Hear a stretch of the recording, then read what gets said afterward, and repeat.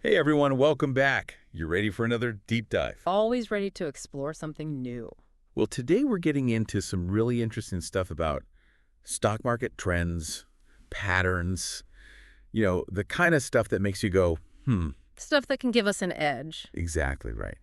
It's all about those little hints, the market drops, and today we're focusing on one you might not have even noticed before. Oh, this is going to be good. So get this, we're talking morning trading ranges versus afternoon ranges. Like, what's going on there? And could that actually tell us something about where a stock might be headed? I've got a feeling you're about to blow my mind. Well, the source we're looking at today is a YouTube video from SMB Capital.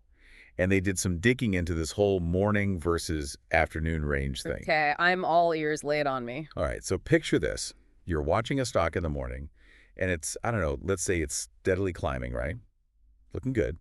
But then the afternoon rolls around, and suddenly it's like a roller coaster, up and down all over the place. Ah, I see where you're going with this. Volatility spikes in the afternoon. Yep. So S&B Capital is saying if that afternoon range, the difference between the high and the low, if that's bigger than the morning range, well, there's a good chance that whatever was happening in the morning, that trend, it's probably not going to keep going. That actually makes a lot of sense when you think about it. I mean, increased volatility often signals uncertainty in the market. Totally. And you know me, I like to keep things simple. Big afternoon swing, maybe think twice about that morning trend. Keep it simple. That's the motto. But wait, there's more. Because here's where things get really juicy. What about those times when the morning trend does continue, even with that crazy afternoon action? Yeah, what about those outliers? Well, S&B Capital says those continuations, they tend to be massive, like really explosive. They called it, what was it?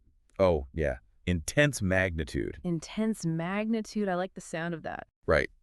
So it's not just that the stock keeps going up. It's like someone let a rocket under it. Yeah. So what's driving that kind of crazy continuation power? Well, it's always tough to say for sure what's going on in the market's mind, but I've got a couple theories. Hit me. So one possibility is it's kind of a delayed reaction, right? Maybe some big news drops, but traders don't fully grasp the implications until later in the day. Then it's like, bam, the light bulb goes off and everyone jumps in at once. Makes sense. News can definitely move markets. Absolutely. Or it could be like a snowball effect, A few traders see that morning trend continuing despite the afternoon wildness. They decide to hop on board, and that attracts even more traders, and the whole thing just poof, takes off. A chain reaction. Fascinating. So it sounds like S&B Capital didn't just pull this out of thin air.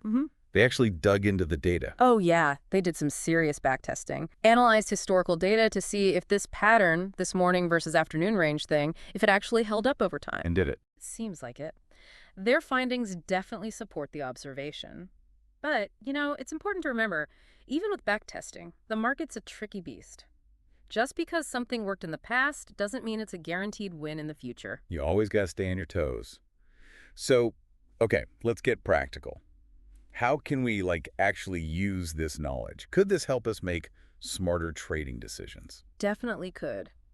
Imagine you're watching a stock climb all morning, looking great, right? But then you see that afternoon range widening like crazy. Might be a good time to take some profits off the table, just in case that upward trend is running out of steam. That's a clever move. Play it safe. Exactly. On the other hand, if you see a morning trend still going strong, even with all that afternoon chaos, well, that could be a sign of serious momentum building. You might even consider adding to your position, riding that wave. Interesting. But I guess the big takeaway here is that this is just one piece of the puzzle, right? We shouldn't base our entire trading strategy on this one single concept. Oh, absolutely not. There are tons of factors to consider before making any trading decisions. This morning versus afternoon range thing, it's a cool tool, but it's just one indicator among many. Right. So always got to do your homework. Look at the bigger picture. Always, always. All right. So for everyone listening, next time you're watching the market, keep this concept in mind. Okay. Yeah. See how the ranges are playing out in different stocks. Maybe you'll spot some hidden opportunities or warning signs. Knowledge is power, right? Absolutely. And here's a little something to chew on, something we haven't talked about yet. We've been focusing on stocks, but could this same concept, this morning versus afternoon range thing, could it work in other markets too, like futures or Forex?